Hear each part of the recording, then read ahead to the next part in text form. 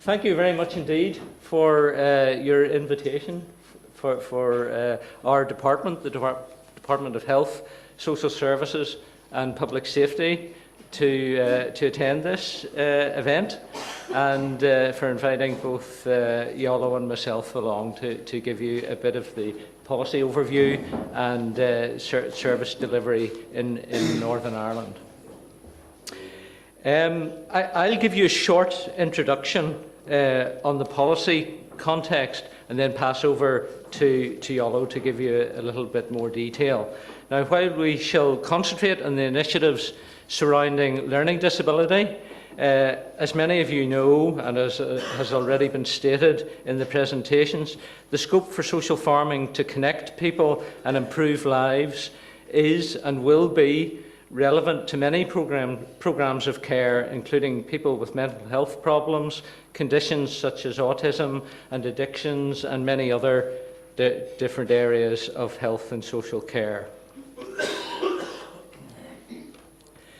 The Bamford Review of Mental Health and Learning Disability commenced over a decade ago. The Equal Lives Report, which addressed learning disability, was published in 2005 and stressed the key objective of people with learning disabilities being able to lead full and meaningful lives in their neighbourhoods with access to social, work and leisure opportunities, with friendships and relationships. And the background to the policy development here is very similar to what Anne-Marie described earlier. The Northern Ireland Executive's response to Bamford was the delivering the Bamford vision and the action plans that stemmed from that for 2009 to 11, and the current one from 2012 to 2015. And a key action within the current plan is to enhance the provision of person-centred day opportunities, including employment provision for people with learning disability that facilitate their integration into the community. And responsibility for this action falls to the Department of Health and the Health and Social Care Board, and of course the trusts throughout Northern Ireland. However, the Department of Employment and Learning and many other departments, including, I don't know if our friend from DARD, the Agriculture and Rural Development, is still here, but they have obviously a key role as well.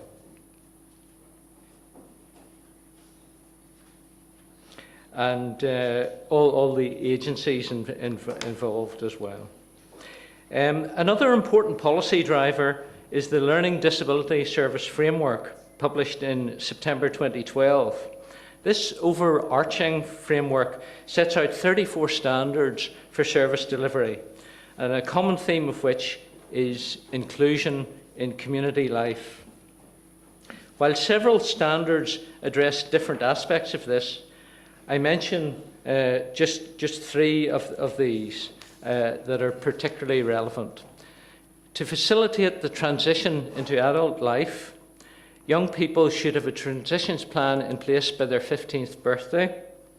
We should help adults get a job or take part in meaningful work. And for adults with severe or profound learning disability, to enable them to take part in meaningful day opportunities that suit their needs.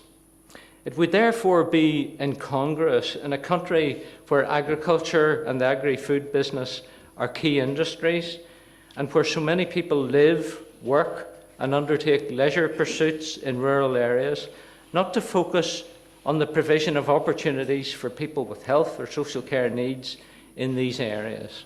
And everything I've seen and heard this morning has reinforced that, and indeed pointed out and enlightened me in particular as to the vast scope we have in social farming. So rather than go on in that vein, I'll pass over to Iolo now. I'm going to talk to you for the next couple of slides around the regional day opportunities model that we've developed for people with learning disabilities. A bit about the consultation, a bit about the outcomes and where we hope to be over the next couple of months. So in August 2012, the Health and Social Care Board and the PHA Learning Disabilities Service Team requested that a review of day services for people with a learning disability be undertaken with the purpose of agreeing a cross-departmental model for the future delivery of day opportunities for people with learning disabilities right across Northern Ireland. The purpose was to benchmark day services in order to drive improvements, ensure consistency of quality and equity of access to everybody, no matter where they live in Northern Ireland. The paper sets out the way forward to promote the improvements of daytime support activities across the region on an equitable basis and make a number of recommendations. The paper also identifies the need for additional resources based on rising demand for day services and daycare. Within this paper, the term day opportunities reflects the expectations that the Bamford Review places across all departments in relation to equal lives. Therefore, we are using the term day opportunity to mean a package of community-based daytime activities which will engage adults with a learning disability in areas such as accredited further education, volunteering, paid supported employment, social enterprise activity, social farming, and opportunities to meet and make friends and use local leisure and recreational facilities. These services should be discrete from traditional building-based daycare facilities, and access to the day opportunity services should be in a non-segregated general transport provision. So what we're saying, no more yellow buses driving around, dropping people off and picking them up right across the country, unless there's a need for that. So post-consultation, in total we received 262 separate responses to the consultation, and many of these responses were from individuals, but the overwhelming majority were from organisations and groups who represented the voice of large groups of people right across Northern Ireland. So though you might think that 262 is a small number, once we started working through them, we were getting responses from organisations who had actually consulted with thousands within their groups of organisations. So this was a really, really good response. For the purpose of identifying key themes in the responses, each individual response to the day opportunities consultation was analysed. The responses were analysed by 11 different stakeholder groups, and these included, as you can see, service users, providers, health and social care trusts, organisations, carers, parents and family members, professionals, councils. Regional events were the events that we conducted right across Northern Ireland in each of the localities. Education, political parties and housing organisations and providers. So you can imagine trying to draw all that information together was a challenge in itself. So many of the respondents felt that taking forward day opportunities and this specific model was the best way forward. It highlighted there's great potential within the model to offer people with learning disabilities opportunities to engage in, again, we've heard this all morning, meaningful and enjoyable activities throughout their lifetime. Some of the specific themes identified were choice. And choice is the difficult one because choice is not about giving people 3 options and there you are, you choose from them 3. We're talking about giving people a range of choices that they can sample, taste, see what they like doing. If they don't like doing it, they move on to something else. It's not about choosing what's only out there. Transport, again, another major issue. People were saying they couldn't get to their day opportunity unless they accessed buses, unless they accessed taxis, the cost involved in this. Rural areas across Fermanagh, for example, people having difficulties getting places. And also the question, is transport the role of health and social care to be delivering? Probably not. We have all the other departments which also take part in that. Some of the regional consistency. People were saying to us that depending which trust they lived in, they were being offering different services. And we want to make sure that it doesn't matter where you live, you also have a range of opportunities. Access and criteria for day centres. Some people who had been in day centres for 20 years, 25 years, were saying to us, I don't think I actually want to go and do day opportunities. Are you telling us that day opportunities coming on board, we have to leave our day centre. No, that's not what we're saying. But what we are confident in, if those people in day centres are able and want to give a try and look at day opportunities, we're quite convinced that if they have the option, they will go with day opportunities. Funding, we'll skip that one. No. Funding is, of course, a challenge, and we heard it this morning. The funding for daycare historically has been in day centres, and they're in big buildings, and trying to release that money from those big buildings is very difficult to do.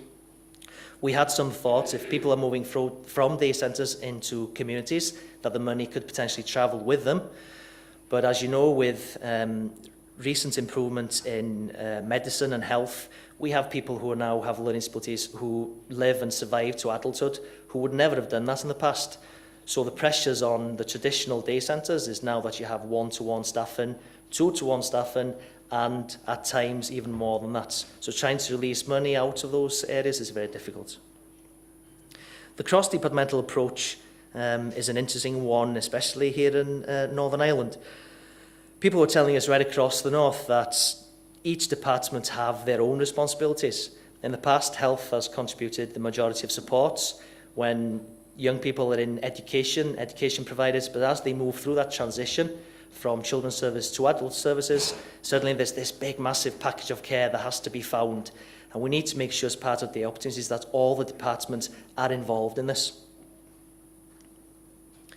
There was also the issue of availability of education post-school. So a lot of parents and users were saying to us, even though our son or daughter is over 18, they might not be able to have the ability to go into some form of further education, into college or anything, but they still have potential to learn. And how do we ensure that people have the opportunity to learn into their early 20s and beyond?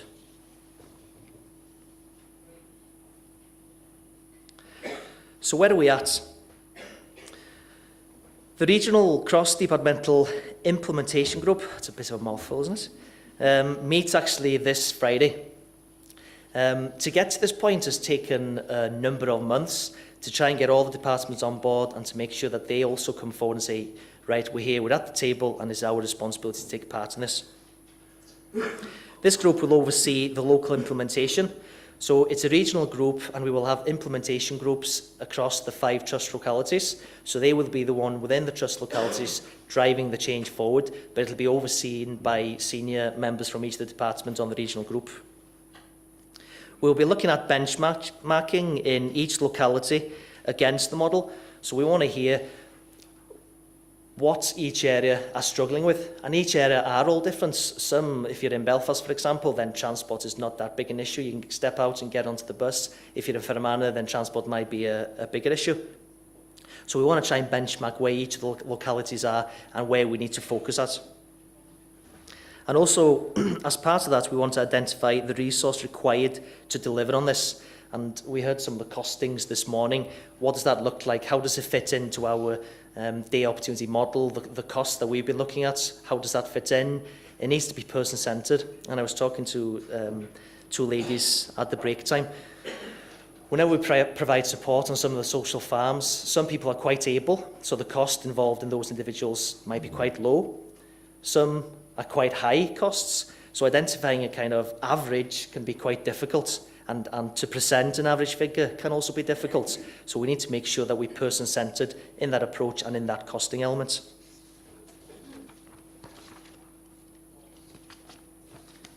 So where does social farming sit in all this? Well, we support the approach of social farming 100%. It gives people opportunities in their own communities and improves people's quality of life. We are currently working with SOFA project with their funding application and how we can be part of that. And we're looking forward to seeing the developments of this opportunity right across Northern Ireland.